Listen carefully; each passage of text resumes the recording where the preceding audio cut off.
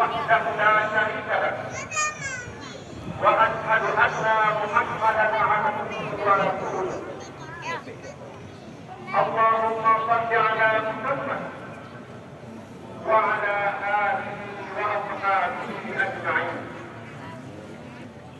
اما بعد فيا عباد الله اتقوا الله حق تقاته ولا تموتن الا وانتم مسلمون قال الله تعالى في كتابه الكريم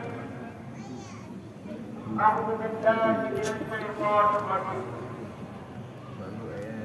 قد افلح من تزكى وذكر اسم ربه فصدق بل تؤثرون الحياة الدنيا والآخرة خير وأبقى صدق الله